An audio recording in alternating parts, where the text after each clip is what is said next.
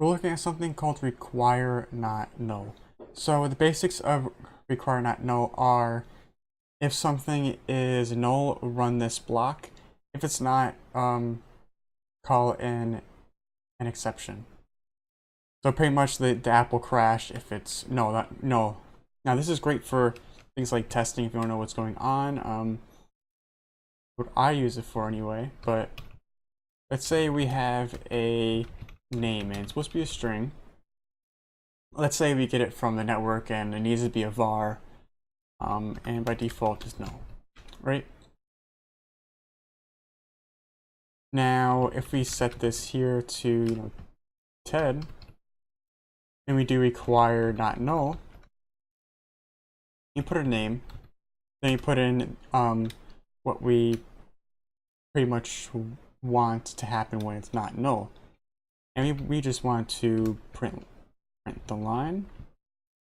And it's kind of like an if statement, like if name does not equal null, run this, except if it's null, it just calls the exception. Not really the best in running an app environment, but for me it's very good to figure out what's going on, why is it null, and pretty much not make things run when they're null. So let's see what happens when it's actually null.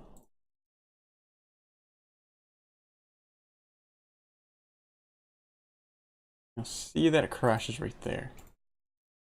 Going into the logcat, we can see right here. So you may not be able to see this, but I don't know any way to zoom in here. But pretty much it's pointing towards this line, and it's saying a runtime exception, illegal argument exception that it's returning unit. So if we pretty much go into return not null, we could see return not null, and it's actually giving us the value back. So what we can do more about this is we could say, we can do another thing about require not null is that require not null name, and then we can do like non-null name. So now what we're kind of doing is we're saying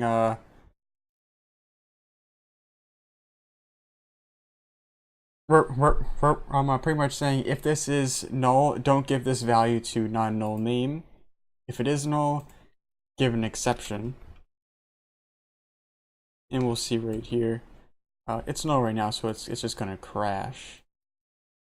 But if we change name equals TED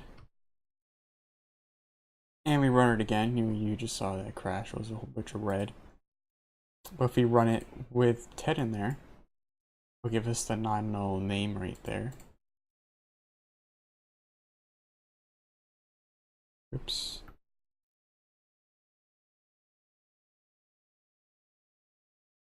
There it is, not null name, TED right there. And it gave it, I'm gonna give that to us. So require not null can not only be a variable, but it can also be kind of a block in here. So it only runs if it's not null.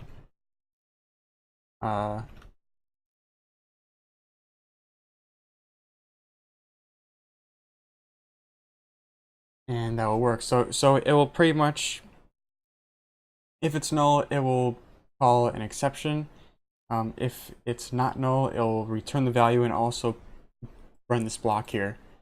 I would not kind of recommend this for an app that's in production. I like, for me, I like to stay away from exceptions, things that kind of close the app, that break the app. I would rather do